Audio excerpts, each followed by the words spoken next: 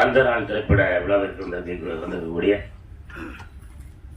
அனைத்து பெரியவர்கள் குழந்தைகள் யார் வந்திருக்கீங்களா? அந்த மாதிரிலையோ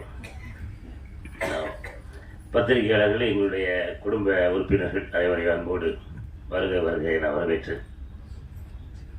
நம்ம எல்லா படத்தினுடைய ஆடியோ லான்ச்லேயும் சரி, இப்போ ப்ரெஸ் மீட்லேயும் சரி நம்ம சொல்லுவோம், ஆஹா பயங்கரமாக அப்படி பண்ணியிருக்கோம். ஆனால் உண்மையிலே இந்த படம் ரொம்ப ஒரு வித்தியாசமாக, நான் நடித்த படங்களில் கொஞ்சம் இல்லை, ரொம்பவே ஒரு வித்தியாசமான கதைக்களத்தை கொண்ட படம் தான் நம்ம அந்த நாள். ஏவிஎம் பேனரில் நம்ம அன்பு சகோதரர் ஆரியன் சாம்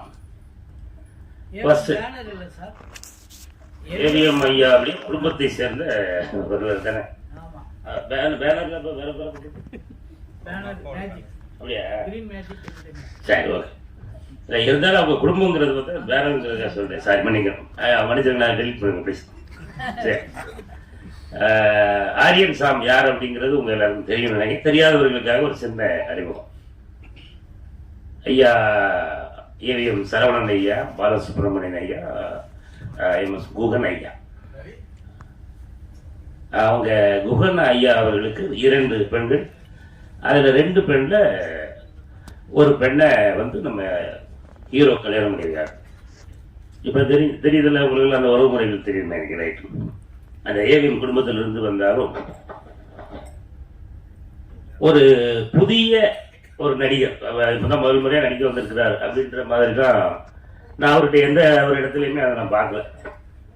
ஏன்னா டைரக்டர் என்ன விரும்புகிறாரு, இப்போ விவேக் சார் விவேக் சாரை பற்றி இந்த இடத்துல ஒரு 2 வார்த்தை கண்டிப்பாக சொல்லி ஆகணும். என்ன அப்படின்னா, விவேக் சார் அவர்கிட்ட நீங்கள் கதை கேட்டீங்கன்னாலே அப்படி சொல்லுவார். அந்த கதை சொல்கிற ஒரு திறமை மற்ற இயக்குநர்களும் கதை சொல்லி கேட்டிருக்கேன். ஆனால் விவேக் சார் சொல்கிறது அப்படியே அந்த சீனில் என்ன இருக்கோ அப்படியே ஒரு இன்ச் விடாமல் அழகாக சொல்லுவார். அது கேட்கும் போதே எனக்கெல்லாம் ரொம்ப ஆர்வமாயிடுச்சு. ஓ அப்படியா, ரைட்டு, எனக்கு என்னென்ன கேரக்டர், அது நாங்கள் ஷூட்டிங் படம் சொல்லுவோம், நம்ம படத்தில் நீங்கள் இருக்கீங்க அப்படின்னு மட்டும் என்ன சொல்லிட்டு ஒரே ஒரு சீன், அந்த ஒரு சீன் எனக்கு போட்டு காமிச்சாங்க. நம்ம படம் இப்படி தாங்க இருக்கும் அப்படின்னு சொல்லி லேப்டாப்பில் ஒரு சீன் எனக்கு போட்டு காமிச்சிட்டு கதையெல்லாம் சொல்லலை. அப்போ அதை பார்த்து முடித்த உடனே இதுக்கு அடுத்த ஒரு சீன் மட்டும் நான் கூட சொல்லுவேன் அப்படின்னு சொல்லி ஒரு சீன் சொன்னால் நான் அப்படி அப்படி உட்காந்து பார்த்துட்டு இருக்கேன். அவரை அவ்வளவு ஒரு அருமையாக கதை மட்டும் சொல்வதில்லை, அதை படமாக்குற விதமும் அவர் விவேக் அவர்களுக்கு இருக்கு அப்படிங்கிறத நான் அந்த ஸ்பாட்டில் பார்த்து தெரிஞ்சுக்கிட்டேன். வாழ்த்துக்கள் விவேக்னே. கூடிய விரைவில் ஒரு முக்கியமான ஒரு உயரத்தை உங்களை நான் கண்டிப்பாக பார்ப்பேன். எல்லாருமே பார்ப்பாங்க. அதை நம்ம பத்திரிகை பீப்புள் கண்டிப்பாக சொல்லணும்ல. அதுக்கு அடுத்து நம்ம ஹீரோ இப்படி பிரதம் பண்ணியிருக்காங்களே அப்படின்னு கேட்டேன். இவங்க இந்த ஃபேமிலியிலேருந்து வந்திருக்காங்க அப்படின்னா, அப்படியா, சரி சரி ரைட்டு. ஒரு பெரிய குடும்பம், சரி நம்மகிட்டலாம் எங்கே உட்காந்து பேசிய போகிறாங்க அப்படின்னு சொல்லி யோசிச்சுட்டு இருக்கும்போது தான் அது முதல் நாளே உடச்சிட்டாப்புல.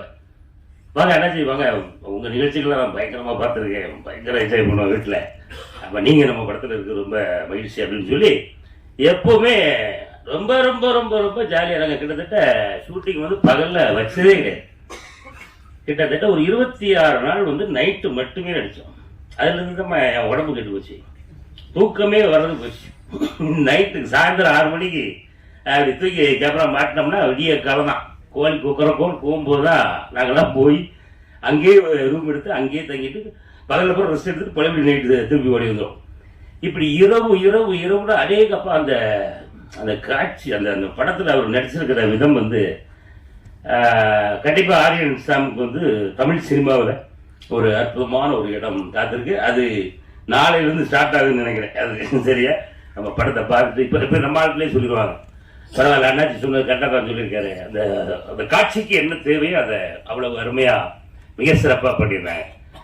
அதே போல் ஹீரோயினில் நம்ம 2 பேர் நினைக்கிறேன், ஒரு பாப்பான்னு ஒன்று வரலன்னு நினைக்கிறேன் இல்லையா. அதே போல் இவர்களும் இப்போ நான் ஃபஸ்ட் டைம் தான் அவங்கள பார்க்குறேன். நடிப்புன்னா அவங்க நடிப்பை யதார்த்தமாக நடிக்க. நான் அவங்ககிட்ட கேட்டேன், நான் டேரக்டர் என்னங்க அந்த பொண்ணு நீங்கள் சொல்லி கொடுத்தது மட்டும் அப்படியே போயிட்டு அப்படி இருக்காது, அதுதாங்க நீங்கள் என்ன சொன்னாலும் அப்படியே நடிப்பாப்புல, அதுதான் ஹீரோயின் அப்படின்னாங்க. ஆனா அவர்களும் இந்த இடத்துல அவங்களுக்கு ஒரு கைத்தட்டு கொடுத்து உற்சாகப்படுத்திடுறோமா. ஆமா ஆமா, புதுசாக நடிச்சிருக்காங்க, நல்லா நடிச்சிருக்காங்க எல்லாரும். அவன் அந்த பக்கம் இருக்கான நம்மால் தம்பி கிஷோர், இவனோட கிடக்கு பெரிய காமெடியா இருக்கும் அங்க. இப்ப தம்பி கொஞ்சம் மெலிஞ்சிட்டாங்க, என்னடா அப்படியே இருக்கும். அப்ப நான் தான் கொஞ்சம் அகலமாயிட்டு போறதுன்னா, அந்த படத்துல வந்து தம்பியை ஃபர்ஸ்ட் டைம் பார்க்குறேன். அண்ணே எல்லாம் பேசிட்டு கடைசியில் தம்பி என்ன அப்படின்னா டைரக்டர் போய் கேட்டிருக்காப்ல, இமான் அண்ணாச்சி என்ன கேரக்டர் பண்றாப்ல, அவருக்கு ஒரு கேரக்டர் அவருக்கு நான் சொல்லாம வச்சிருக்கேன் அப்படின்ட்டு அவர் கிஷோர்கிட்ட மட்டும் சொல்லிட்டாப்ல போட்டுருக்கு விவேக். ஆமா, அண்ணாச்சி வந்து இப்படி வருவாரு, இந்த இடத்துல வருவார் அண்ணே, ரொம்ப நல்லா இருக்கணே அண்ணாச்சி இந்த இடத்துக்கு வச்சுட்டு அந்த கேரக்டர் என்ன கொஞ்சம் கொடுக்கலன்னு சொல்லி கேட்டாப்லையா. ஆனா அவனே வந்து என்ன சொல்றான், நான் போய் டேரக்டர்கிட்ட கேட்டேனே, இல்லை இல்லை இந்த கேரக்டர் அண்ணாச்சி முன்னா தான் கரெக்டாக இருக்கும் அப்படின்னு சொல்லி அண்ணாச்சி கொடுத்துட்டோம் அப்படின்னு சொல்லி சொன்னாப்புல.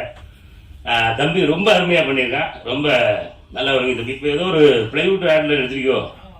ஆமாம், அதுவும் அப்பப்போ தொலைக்காட்சியில் பார்த்துட்டு இருக்கேன், வாழ்த்துக்கள்.